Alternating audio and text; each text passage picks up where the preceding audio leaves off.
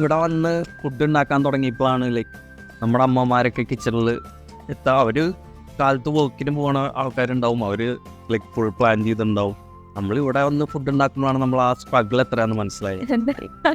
എൻ്റെ അമ്മ ഉണ്ടാക്കുന്ന, പ്രത്യേകിച്ച് എൻ്റെ അമ്മൂമ്മ ഉണ്ടാക്കുന്ന ഫുഡാണ് ഞാൻ ഏറ്റവും കൂടുതൽ മിസ്. എൻ്റെ അമ്മൂമ്മ നന്നായിട്ട് ഫുഡ് ഉണ്ടാക്കും. പിന്നെ നമ്മൾ പഠിച്ചത് ഇവിടെ എൽപ്പൂരത്താണ് സെന്റ് ജോസഫ്. കുറച്ച് അങ്ങോട്ട് പിന്നെ ആലപ്പാട്, അന്തിക്കാട്, അവിടെ എന്താ അവിടെ ഷാപ്പുകൾ, നമ്മള് മീൻകറി, നമ്മള് കട്ടെടുത്ത്. Hi guys, welcome to my podcast. സുഖല്ലേ എല്ലാവർക്കും? പിന്നെ എന്താണ് പരിപാടി, എന്തൊക്കെയുണ്ട് വിശേഷം? ഫസ്റ്റ് പോഡ്കാസ്റ്റ് ഇറങ്ങിയിട്ട് അത്യാവശ്യം കുഴപ്പമില്ലാത്ത ഫീഡ്ബാക്ക് ഒക്കെ കിട്ടി.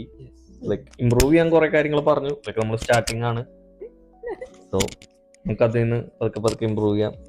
സോ ഇന്ന് നമുക്കൊരു ഫുഡ് എന്ന് പറഞ്ഞ ടോപ്പിക് എടുത്താലോ? Let's talk about food. എന്താണ് നമുക്ക് ഇപ്പോൾ നമ്മൾ ഇന്ത്യയിൽ നിന്ന് മാറി നിൽക്കുമ്പോൾ എന്ത് ഫുഡാണ് നമ്മൾ ഏറ്റവും കൂടുതൽ മിസ് ചെയ്യുന്നത്? നിങ്ങൾ എന്ത് ഫുഡ് ഏറ്റവും കൂടുതൽ മിസ് ചെയ്യണേ? ഞാനങ്ങനെ ഒരു ഫുഡ് അല്ല. ഞാനിപ്പോ നാട്ടിലാണെങ്കിലും ഇപ്പൊ എവിടെയെങ്കിലും കഴിക്കാൻ പോയാൽ തന്നെ ഞാൻ സ്ഥിരമായിട്ട് ഓർഡർ ചെയ്യുന്ന ഒരു സാധനങ്ങളുണ്ട്. ഞാൻ അത് മാത്രം ഓർഡർ ചെയ്യും, അല്ലാണ്ട് പുതിയതൊന്നും ട്രൈ ചെയ്യാറില്ല. ഇല്ല. എനിക്ക് അങ്ങനത്തെ പുതിയതൊന്നും ട്രൈ ചെയ്യാൻ എനിക്ക് താല്പര്യം. ഞാൻ അങ്ങനെ എല്ലാ ഫുഡും ഇഷ്ടപ്പെടുന്ന ഒരാളല്ല. എനിക്ക് എല്ലാ ഫുഡും എന്ന് പറഞ്ഞാൽ ഞാൻ ചില ഫുഡുകളൊന്നും എനിക്ക് അങ്ങനെ അതിന്റെ താല്പര്യം ഉണ്ടായിരുന്നില്ല. ഞാൻ മട്ടൻ ബിരിയാണി അങ്ങനെ കഴിക്കാറില്ല. ഇപ്പൊ കഴിച്ചു, നമ്മള് കുറെ കഴിച്ചു തുടങ്ങിയപ്പോ എല്ലാം കഴിച്ചു, കിട്ടണതെല്ലാം കഴിക്കുന്നുണ്ട്. അങ്ങനെ ഇതാണ്. പക്ഷെ ഞാൻ നാട്ടിലെങ്ങനെ ഞാൻ മട്ടൺ ഐറ്റംസ് എനിക്ക് താല്പര്യമുണ്ടായിരുന്നില്ല. പിന്നെ ഞാൻ ഹോട്ടലിൽ കയറിയാലും ഞാൻ ചിക്കൻ ബിരിയാണി അങ്ങനെ ഓർഡർ ചെയ്യാറില്ല. ഞാൻ ഫ്രൈഡ് റൈസ് ആണ് ഓർഡർ ചെയ്യുന്നത്. ഫ്രൈഡ് റൈസ്, പിന്നെ പൊറോട്ട ആയിരുന്നു എൻ്റെ വേറൊരു മെയിൻ സാധനം. പൊറോട്ടയുടെ ഒപ്പം അത് ഞാൻ നോൺ വെജ് ഓർഡർ ചെയ്യുന്നത് കുറവായിരുന്നു. കാരണം വീട്ടിൽ നമ്മൾ എപ്പോഴും ചിക്കനും ബീഫ് കഴിക്കുന്നതുകൊണ്ട് എനിക്ക് കുറുമക്കറി, ഹോട്ടലിൽ നിന്ന് കഴിക്കുന്ന കുറുമക്കറി, ഈ സ്റ്റൂ, ചിക്കൻ സ്റ്റൂ അല്ല, കുറുമക്കറി, വെജിറ്റബിൾ കുറുമ എന്ന് പറഞ്ഞ സാധനം. അപ്പൊ അത് എനിക്ക് ഭയങ്കര ഇഷ്ടമായിരുന്നു. നമ്മൾ വീട്ടിലത് നമ്മളതൊന്നും ഉണ്ടാക്കില്ല. നമ്മുടെ വീട്ടിലെപ്പോഴും ബീഫും ചിക്കനും അതൊക്കെ നമ്മൾ എന്തെങ്കിലും റെഗുലർ ആയിട്ട് അതിൽ ഉണ്ടാകുന്നതാണ്. അപ്പൊ എനിക്ക് കൂടുതൽ ഈ സ്റ്റൂ ആയിരുന്നു താല്പര്യം, ആ കുറുമക്കറിയാണ് താല്പര്യം. പിന്നെ മസാല ദോശ. ഇവിടെ വന്നപ്പോ എന്താ മിസ്സായേ, മിസ്സിംഗ് ആയിട്ട് തോന്നിയത് ഫുഡ്? മിസ് ചെയ്യുന്ന പറഞ്ഞാൽ വീട്ടിലെ ഫുഡ് മിസ് ചെയ്യുന്നുണ്ട്, നാട്ടിലെ ഫുഡ് മിസ് ചെയ്യുന്ന നമ്മള് പുറത്തെ എല്ലാം.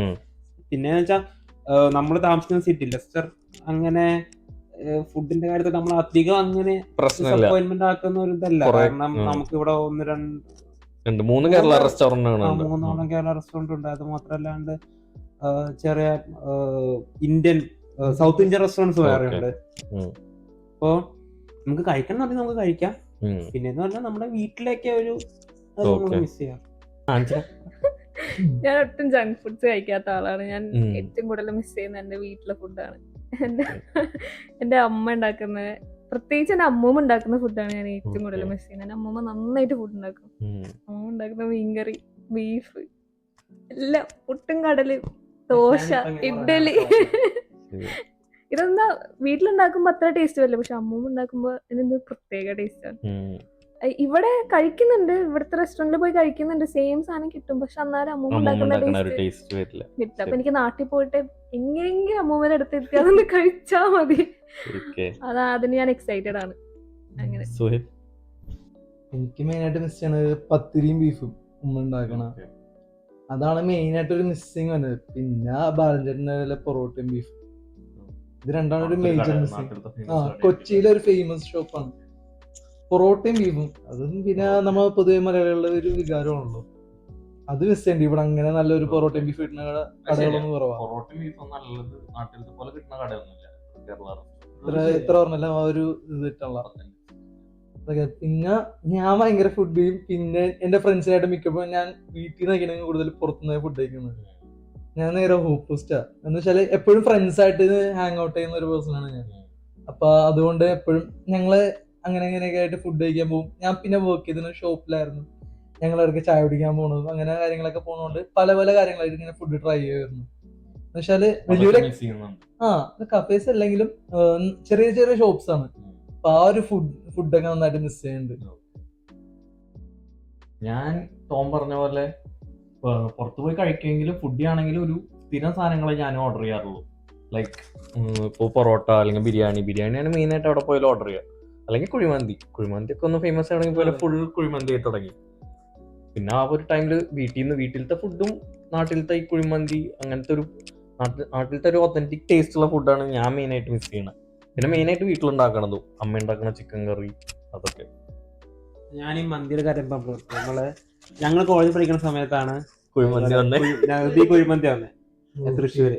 അപ്പൊ നമ്മള് കോളേജ് കഴിഞ്ഞ് നേരെ ഒരു ഗ്യാങ് ആയിട്ട് അവിടെ പോകുന്നു ഫുഡ് കഴിക്കും. ചിലപ്പോ ഞാൻ എന്റെ ക്ലാസ്സിലെ പിള്ളേരായിട്ട് പോകുമ്പോ ഇവന്റെ ക്ലാസ്സിലെ പിള്ളേരായിട്ട് അവിടെ ഉണ്ടാവും.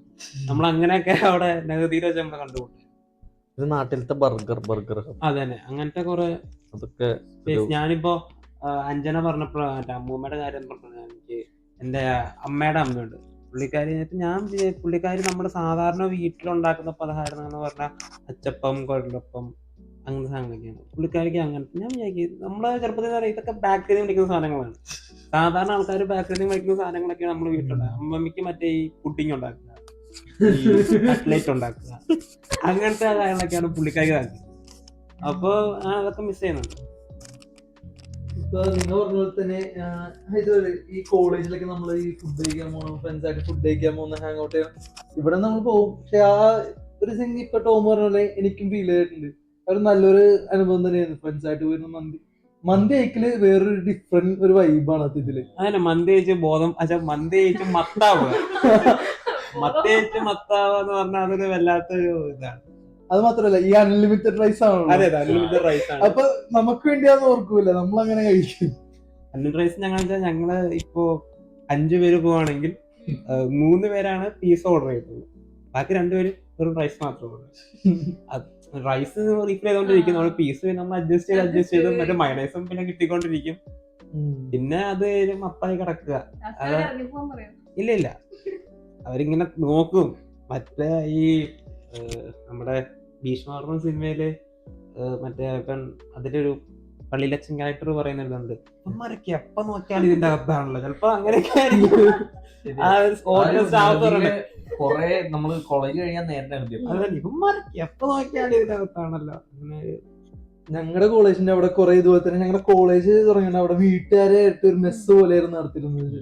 അപ്പൊ നമ്മുടെ നോർമൽ ബിരിയാണി അല്ലാത്തൊരു ടൈപ്പ് ലാസ്റ്റ് ഈ റൈസും ചിക്കനും വേറെ സെപ്പറേറ്റ് ഉള്ള ഒരു ബിരിയാണി. അവിടെ കൊച്ചിയിലെ മെയിനായിട്ട് ദമ്മായിട്ടുള്ളതാണല്ലോ. അപ്പൊ ഇവിടെ ഡിഫറെന്റാ, ഒരു നാട്ടുപുറം സ്റ്റൈല്. നമ്മളെല്ലാം ഫ്രണ്ട്സ് ആയിട്ട് പോയിരുന്നു. 50 രൂപ 60 രൂപയൊക്കെ ഉള്ളൂ ബിരിയാണി. അപ്പൊ മിക്കപ്പോഴും ഞങ്ങൾ എല്ലാരും കൂടെ ഫ്രണ്ട്സ് ആയിട്ട് പോയി കഴിക്കും. പിന്നെ അവിടെ നിന്ന് കുറച്ചും കൂടി പോകുമ്പോ അൺലിമിറ്റഡ് റൈസ് ഉണ്ട്, ഏത് ബിരിയാണി തന്നെ അൺലിമിറ്റഡ് റൈസ് ഉണ്ട് പറഞ്ഞിട്ട് ഞങ്ങളൊക്കെ അവിടേക്ക് പോയി കഴിക്കുന്നു. ആ ഒരു കാര്യങ്ങളൊക്കെ മിസ് ചെയ്യുന്നുണ്ട് ആ ഒരു കോളേജ് ലൈഫിന്റെ ഒരു പോർഷൻ.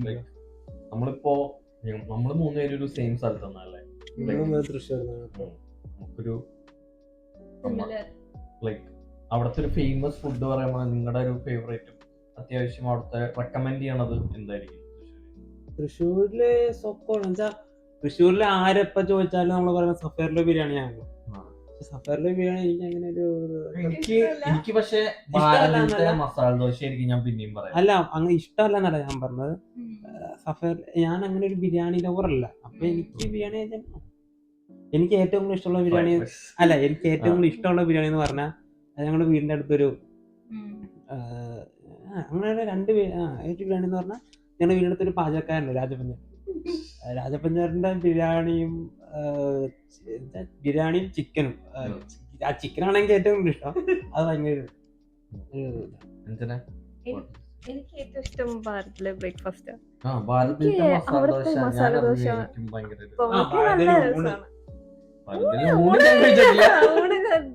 പക്ഷെ എനിക്ക് ബ്രേക്ക്ഫാസ്റ്റ് എല്ലാം എനിക്ക് ഇഷ്ടമാണ്. പുട്ടും കടലും.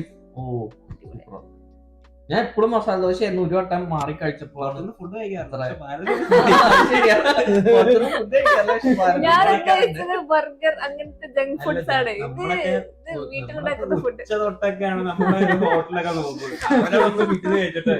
അല്ല, ചില സാഹചര്യങ്ങൾ നമുക്ക് പോകേണ്ടി വരുമല്ലോ. എവിടെയെങ്കിലും പുറത്തായാലല്ലേ കാലത്ത് അതിരാവിലെ അമ്പലത്തിലൊക്കെ പോകുമ്പോ അങ്ങനെ അമ്പലത്തിലൊക്കെ പോകുമ്പോ നേരത്തെ പോയി കഴിഞ്ഞിട്ട് ഫുഡ് കഴിക്കുമല്ലോ. കൊച്ചിയിലെന്താ റെക്കമെൻഡ് ചെയ്യണ ഒരു ഫുഡ് ഐറ്റം ഞങ്ങൾ കഴിക്കുന്നത്? എനിക്ക് റെക്കമെൻഡ് ചെയ്യാനാണെങ്കിൽ കുറെ റെസ്റ്റോറൻറ്റ്സ് എനിക്ക് താല്പര്യമുള്ളതുണ്ട്. അതിൽ എനിക്ക് മെയിനായിട്ട് ഇഷ്ടമുള്ള 2-3 സ്ഥലം പറയാം. ബിരിയാണിക്കായിട്ട് എനിക്ക് 2 സ്ഥലങ്ങളാണ് മെയിനായിട്ട് ഇഷ്ടം. മട്ടാഞ്ചേരിയില ബീഫ് ഓർ ബിരിയാണിയും നൂറിയല ബീഫ് ബിരിയാണിയും ഇറച്ചിച്ചോറും. ഇത് രണ്ട് കാലത്ത് ബിരിയാണിയും ഇറച്ചിച്ചോറും അടിപൊളിയാണ്. എനിക്ക് ഭയങ്കര ഇഷ്ടമാണ്. ബാക്കിയുള്ളിടത്തേലും എനിക്ക് അടിപൊളിയായിട്ട് തോന്നി അവിടുത്തെ. പിന്നെ അതിന്റെ അടുത്ത് തന്നെ ഉള്ള ബാലഞ്ചേട്ടൻ്റെ പൊറോട്ടയും ബീഫ് നേരത്തെ പറഞ്ഞ അതും അടിപൊളിയാണ്. ഇതൊക്കെയാണ് എനിക്ക് ഏറ്റവും ഇഷ്ടപ്പെട്ട ഒരു ഫുഡ്. പക്ഷെ നമ്മൾ നോർമൽ നമ്മൾ പറയണത് പിന്നെ മന്തി ഷവർമ എന്നൊക്കെ പറഞ്ഞ എല്ലായിടത്തും ഉള്ള പോലെ തന്നെ കുറെ ഫുഡ്സ് ഉണ്ടല്ലോ. ഞാൻ പറഞ്ഞില്ല അല്ലേ? ഞാൻ പറഞ്ഞല്ലോ ഭാരത് തന്നെ എൻ്റെ ഒരു റെക്കമെൻഡഡ്. തൃശ്ശൂർ വരുമ്പോ പുറത്തുനിന്ന് ഒരാൾ വരുമ്പോ നല്ലൊരു ബ്രേക്ക്ഫാസ്റ്റ് കഴിക്കാൻ പറ്റിയൊരു സ്പോട്ടാണ്. പിന്നെ നമ്മുടെ പിന്നെ ഭാരത് എന്ന് പറഞ്ഞാണ്. പിന്നെ നമ്മുടെ ഷെയ്ക്ക് കട. ഷെയ്ക്ക് കട കഴിഞ്ഞ പോഡ്കാസ്റ്റിൽ പറഞ്ഞ ഷെയ്ക്ക് കട ഷെയ്ക്ക് കടയാണ്. പക്ഷെ അത് നല്ലൊരു ഇത് തന്നെയാ. ലൈക്ക് ഒരു എത്രയാണെന്ന് അറിയില്ല. പക്ഷെ നമ്മള് വരുമ്പോ 35 ആദ്യം 30 പിന്നെ 35. അവിടുത്തെ മെയിൻ സാധനം ഓറിയോ ഷേക്ക് ആയിരുന്നു. ഞാൻ ഓറിയോ മാത്രം കുടിക്കാറുള്ളൂ, വേറെ ഒന്നും കുടിച്ചിട്ടില്ല. അവിടുത്തെ മെയിൻ സാധനം ഓറിയോ മിൽക്ക് ഷേക്ക് ആയിരുന്നു. ഞങ്ങൾക്ക് പിന്നെ എടപ്പള്ളിയില് ബുഹാരിയിലെ അടിപൊളിയാണ്. കേട്ടിട്ടുണ്ട് അതൊക്കെ. അടിപൊളിയാണ്. ഞങ്ങൾ അത് കുടിക്കാൻ വേണ്ടി നൈറ്റ് ഞാൻ വർക്ക് ചെയ്ത ഷോപ്പിൽ നിന്ന് കഴിഞ്ഞിട്ട് ഞങ്ങള് ഒരു ഫിലിമൊക്കെ രാത്രി 12 മണിയായിരുന്നു. അത് കുടിക്കാൻ പെട്ടെന്ന് ആഗ്രഹം കൊണ്ട് ഞങ്ങൾ വണ്ടി എടുത്ത് എന്റെ വീട്ടിൽ നിന്ന് അറ്റ്ലീസ്റ്റ് ഒരു 20 കിലോമീറ്റർ ഉണ്ട് ബുഹാരിയിലേക്ക്. രാത്രി ഞങ്ങൾ എല്ലാവരും കൂടി വണ്ടി പിടിച്ച് അവിടെ പോയി ഷേക്ക് കുടിച്ചിട്ട് തിരിച്ചു വന്നിട്ടുണ്ട്. മഴയും കൊണ്ടുവന്നിട്ടുണ്ട്. അങ്ങനെ ഓരോ എക്സ്പീരിയൻസ്. പിന്നെ നമ്മള് പഠിച്ചത് ഇവിടെ എൽത്തൂരത്തായിരുന്നു, സെന്റ് ജോസഫ്. കുറച്ച് അങ്ങോട്ട് പിന്നെ ആലപ്പാട്, അന്തിക്കാട്, അവിടെ ഷാപ്പുകൾ, നമ്മള് മീൻകറി നമ്മളിങ്ങനെ ഷാപ്പിലൊക്കെ പോയായിരുന്നു. ഷാപ്പിൽ നമ്മൾ നല്ല സ്പൈസി ഫുഡ് കഴിക്കാൻ വേണ്ടി മാത്രം ഷാപ്പിൽ. അതെ, ഞങ്ങള് ഒരുമിച്ചായിരുന്നു. അതൊക്കെ സ്ഥിരം ഞങ്ങൾ ഒരുമിച്ച്. ഞാനൊന്നും പോയിട്ടില്ല അവന്റെ നമ്മൾ ഒരുമിച്ച് ക്ലാസ് കോളേജിലെ കൂട്ടുകാരൊക്കെ ആയിട്ട് നമ്മളിങ്ങനെ പോകും. അപ്പൊ സ്പൈസി ആയിട്ടുള്ള ഫുഡ് കഴിക്കാം, അങ്ങനെ വെള്ളം കുടിക്കാം, ശീതള പാനീയങ്ങൾ, അങ്ങനെ. പിന്നെ നമ്മൾ ഏറ്റവും മിസ് ചെയ്യുന്ന ഒരു സാധനം നമ്മൾ ടിഫിൻ പൊതിഞ്ഞുകൊണ്ട് പോകുന്നത് ചോറ്റും പാത്രമായിരുന്നു. കോളേജിൽ അധികം കൊണ്ടുപോയിട്ടില്ലെങ്കിലും സ്കൂളിലൊക്കെ മെയിൻ ആയിട്ട്. കോളേജിൽ എന്റെ ബാഗില് ചോറ്റും പാത്രം ഉണ്ടാവും. ടൈം കഴിഞ്ഞപ്പോ തേർഡ് ഇയർ ഒക്കെ ആയപ്പോ ഞാൻ കൊണ്ടുപോകാറില്ലായിരുന്നു. ഞാൻ ക്യാൻറ്റീൻ അല്ല, ചോറ്റും മാത്രം എടുക്കാണ്ടിരിക്കുന്ന ഒരു ടൈം ഉണ്ടാവും. അപ്പൊ നമ്മള് എന്തെങ്കിലും ആവശ്യം നമ്മുടെ കോളേജിൽ എന്തെങ്കിലും ഫങ്ഷൻസ് ഒക്കെ ഉള്ള ടൈമില്, ഇലക്ഷൻ നടത്തിക്കുന്ന സമയത്തൊക്കെ നമ്മള് പുറത്തുനിന്നായിരിക്കും, അല്ലെങ്കിൽ ക്യാൻറ്റീൻ. അത്യാവശ്യം നല്ല ക്യാൻറ്റീൻ ആയിരുന്നു ഞങ്ങളുടെ നല്ല ക്യാൻറ്റീൻ ആയിരുന്നു. അപ്പൊ ഇലക്ഷൻ നടത്തിക്കുന്ന സമയത്തൊക്കെ എന്ന് പറഞ്ഞാൽ നമ്മള് എല്ലാ പിള്ളേരെയും കാണാൻ പറ്റിയ ഒരു സമയം എന്ന് പറഞ്ഞാൽ അത് ലഞ്ച് ബ്രേക്ക് ആണ്. അപ്പൊ ലഞ്ച് ബ്രേക്കിന് നമ്മള് ലഞ്ച് സ്കിപ്പ് ചെയ്തിട്ട് അപ്പൊ നമ്മള് ക്ലാസ്സിൽ ലഞ്ച് കഴിച്ചോണ്ടിരുന്നാൽ ഇവര് അവരുടെ പാട്ടിന് പോവാം. അപ്പൊ നമ്മള് ആ സമയത്ത് ലഞ്ച് കൊണ്ടുവരും.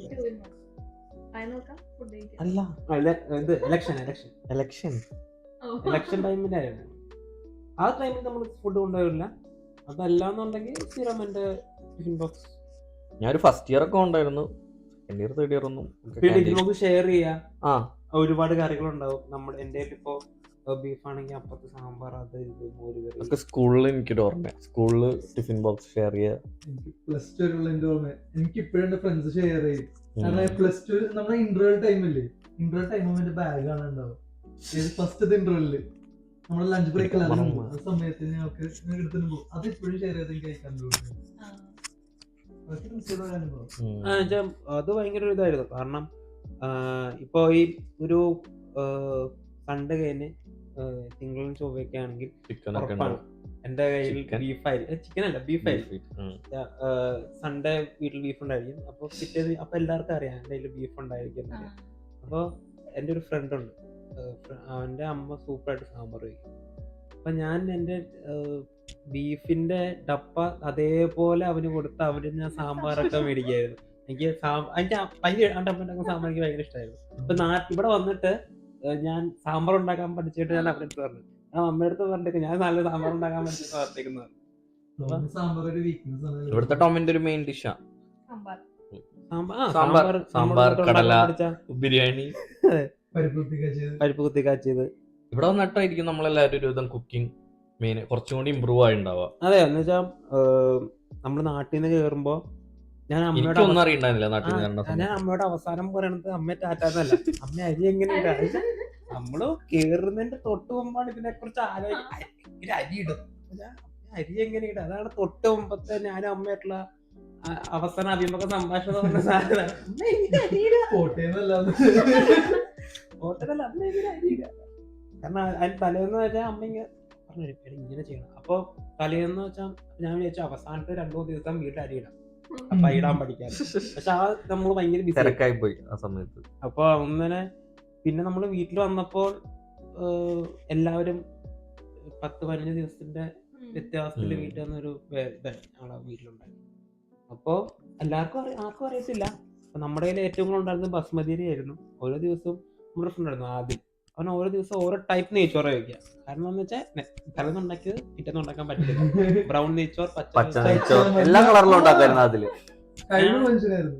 ഞങ്ങളൊക്കെ തെളിഞ്ഞത് അങ്ങനെയാണ്, അവിടുന്ന് ഉണ്ടാക്കി തെളിഞ്ഞതാണ്. എന്റെ ഒരു ഓർമ്മ ഉള്ളത് വെച്ചിട്ട് എന്റെ സ്കൂളിലായാലും എന്റെ കോളേജിലായാലും എന്റെ ടിഫിൻ തുറന്ന എല്ലാരും എടുക്കുന്ന അച്ചാറാണ്. എപ്പോഴും ഉണ്ടാവും, ഒരുപാട് ടൈപ്പ് അച്ചാറുണ്ടാവും. എന്റെ വീട്ടിൽ കുറെ മാവുണ്ട്, അപ്പൊ പല ടൈപ്പ് അച്ചാറുണ്ടാക്കും. ഫ്രണ്ട്സിനൊക്കെ ഭയങ്കര ഇഷ്ടമാണ്. അതാണ് എന്റെ ഓർമ്മ. നമുക്കൊരു ഇവിടെ വന്നിട്ടുണ്ടായൊരു കുക്കിംഗ് ട്രാജിക്കൽ എക്സ്പീരിയൻസ് എന്തെങ്കിലും ഫണ്ണി എക്സ്പീരിയൻസ് കുക്കിംഗില് ഞാൻ ഓർക്കുന്നു. പുറത്ത് അതായത് ഇന്ത്യയുടെ പുറത്ത് പോകുന്ന ഞാൻ ഒരുപാട് ട്രോൾ കണ്ടിട്ടുണ്ട് ഈ കുക്ക് ചെയ്യുമ്പോ ഫയലാം അടിക്കണത്. ഞങ്ങള് എല്ലാവരും ഒരു വീട്ടിലായിരുന്നു ആ സമയത്ത്. ഒരു വീട്ടിലായിരുന്നു. അപ്പൊ ഒരു ദിവസം രാവിലെ 5 മണി 5:30 ആയിക്കാണ്. എല്ലാരും ഷിഫ്റ്റ് ഒക്കെ കഴിഞ്ഞു ഞാനും ഗൗതം താഴത്തെ ഫ്ലോർ റൂമുള്ളൂ, ഞങ്ങൾ അവരെ താമസിക്കുന്നത്. അപ്പൊ അലാം അടിക്കുമ്പോ ആദ്യം അടിക്കുക ഞങ്ങളുടെ റൂമിൽ അലാം അടിക്കും. ഇത് അലാറം എങ്ങനെയാന്ന് വെച്ചാൽ ഒരു അലാറത്തിന്റെ സൗണ്ട് കേട്ട് എല്ലാ അലാറം അടിച്ച് പുറത്തത്തെ അലാറം അടിക്കും. അങ്ങനെയാണ് ആ സിസ്റ്റം വർക്ക് ആവുക. അതാണ് എന്റെ സിസ്റ്റം. ഒരു 5 മണിക്ക് നല്ല ഉറക്കമായിരുന്നു എല്ലാവരും. അപ്പൊ എല്ലാരും നല്ല ഉറക്കത്തില് ഓണന് മുമ്പ് ഓംലെറ്റ് ഉണ്ടാക്കാൻ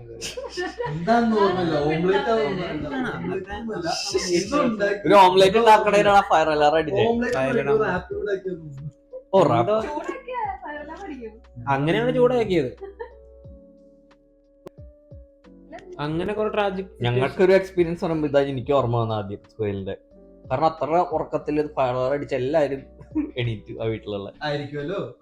പിന്നെ വെച്ചാൽ ഞങ്ങളുടെ ഒരു ഫ്രണ്ട് ഞങ്ങൾ എല്ലാവരും എന്നെ പറയും ഫുഡ് ഉണ്ടാക്കണം, നീ ഇവ മാത്രം ഫുഡ് ഉണ്ടാക്കുന്നില്ല. അപ്പൊ ഒരു ദിവസം അവൻ ഫുഡ് ഉണ്ടാക്കി. പക്ഷെ ഫുഡ് ഉണ്ടാക്കിയ പ്രശ്നം എന്ന് വെച്ചാൽ ആ ചിക്കൻ കുറച്ച് പഴകിയ ചിക്കൻ ആയിരുന്നു.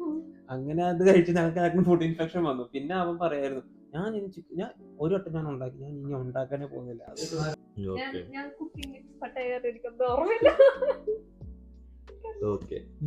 പറയേണ്ട ആവശ്യമില്ലല്ലോ. നമ്മളൊക്കെ ഇവിടെ വന്നിട്ട് കുക്കിംഗ് പഠിച്ചാണ്. നാട്ടിൽ നിന്ന് വരുമ്പോ ഓംലെറ്റ് ഉണ്ടാക്കാൻ അറിയാം, നൂഡിൽസ് ഉണ്ടാക്കാൻ അറിയാം, ചായ കാപ്പി അത്രയൊക്കെ അറിയുള്ളൂ. എല്ലാം പഠിച്ചു. അത്ര നമുക്കൊന്നും അറിയുള്ളൂ. പിന്നെ നമ്മളെല്ലാം പഠിച്ചു. ഇപ്പൊ ബിരിയാണിക്ക് ഉണ്ടാക്കും, 50 പേർക്ക് ബിരിയാണി. അത് ശരിയാ, നന്നായി ഉണ്ടാക്കുന്നുണ്ടോ? കഴിഞ്ഞ ഓണത്തിന് സദ്യ 10-15 പേർക്കുള്ള സദ്യ ഞങ്ങൾ ഉണ്ടാക്കിയപ്പോ ക്വാണ്ടിറ്റി കൂടിപ്പോയി. അപ്പൊ അത് 10-25 പേർക്കോളം കഴിക്കാനുള്ള സദ്യ ഞങ്ങൾ കഴിഞ്ഞ വർഷം ഉണ്ടാക്കിയത്. കഴിഞ്ഞ ഈ ദിവസമായിരുന്നു ഓണം. കഴിഞ്ഞ ഈ ദിവസമായിരുന്നു 24 കൂട്ടം സദ്യ. നമ്മളിവിടെ വന്ന് ഫുഡ് ഉണ്ടാക്കാൻ തുടങ്ങിയപ്പോഴാണ് ലൈക്ക് നമ്മുടെ അമ്മമാരൊക്കെ കിച്ചണിൽ അവര് കാലത്ത് വർക്കിന് പോകുന്ന ആൾക്കാരുണ്ടാവും, അവര് ലൈക്ക് ഫുൾ പ്ലാൻ ചെയ്തിട്ടുണ്ടാവും. നമ്മളിവിടെ വന്ന് ഫുഡ് ഉണ്ടാക്കുമ്പോഴാണ് നമ്മൾ ആ സ്ട്രഗിൾ എത്രയാണെന്ന് മനസ്സിലായത്. ഒരു അണ്ടർസ്റ്റാൻഡിങ്, നമുക്ക് കുറച്ച് ലൈഫിനെ പറ്റിയുള്ള അണ്ടർസ്റ്റാൻഡിങ് നമുക്ക് കൂടിയുണ്ട്. And big salute to all the mothers. അതെ, ശരിയാണ്. നമ്മള് രാവിലെ നമ്മൾ മിക്കവാറും വീട്ടിൽ ഓഫർ ദിവസങ്ങളിലൊക്കെ നമ്മൾ ഉച്ചയായി എണീക്കുമ്പോൾ ഫുഡ് ഉണ്ടാക്കണമല്ലോ നമ്മൾ വിചാരിക്കും. അപ്പൊ ഞാൻ അതൊക്കെ വിചാരിക്കാറുണ്ട്, എങ്ങനെയായിരുന്നു വീട്ടിലൊക്കെ അമ്മ 3 നേരം ഫുഡ് ഉണ്ടാക്കിക്കുന്നത്. 3 നേരം 4 നേരം. നമ്മൾ സ്കൂളിൽ പോണ സമയത്തൊക്കെ ആണെങ്കിൽ 4 നേരം നമ്മൾ വീട്ടിൽ നിന്ന് വരുമ്പോ വരുമ്പോ എന്തെങ്കിലും പലഹാരങ്ങളോ അങ്ങനെ ഒരു 4 നേരം ഭക്ഷണങ്ങൾ. ഇതൊരു സംഭവം തന്നെയാണ്. നാട്ടിലായിരുന്നപ്പോ ഒരിക്കൽ പോലും നാളെ എന്തുണ്ടാക്കുന്ന ആലോചിച്ച് എണീറ്റിട്ടില്ല. പക്ഷെ അമ്മ എപ്പോഴും നാളെ എന്തുണ്ടാക്കുന്ന ആലോചിച്ചിട്ടായിരിക്കും കിടക്കുക. തലേന്ന് തന്നെ കടലവെള്ളത്തിലിടുക, അതെ പരിപ്പ് അതെ വെള്ളം, ആലോചിച്ചെല്ലാം പയറുവെള്ളത്തിലിടുക. ചെയ്യും. അപ്പൊ ഇവിടെ നമുക്കിപ്പോഴും ആ ഒരു ഫ്ലോ വന്നിട്ടില്ലെങ്കിലും നമ്മൾക്കും ആ ഒരു സ്ട്രഗിൾ മനസ്സിലാവാൻ തുടങ്ങി. പക്ഷെ അല്ലെങ്കിൽ ഒന്നും കഴിക്കാനുണ്ടാവില്ല. നമ്മള് കൊറേ ഒന്നും സംസാരിച്ചില്ലെങ്കിൽ അത്യാവശ്യം ഫുഡിനെ പറ്റി സംസാരിച്ചപ്പോ പതുക്കെ വിശക്കാൻ തുടങ്ങി. നമുക്ക് പതുക്കെ വൈൻഡപ്പ് ചെയ്യാം. ഓക്കെ വിശപ്പിന്റെ വിളി. Okay, thank you guys, bye. By.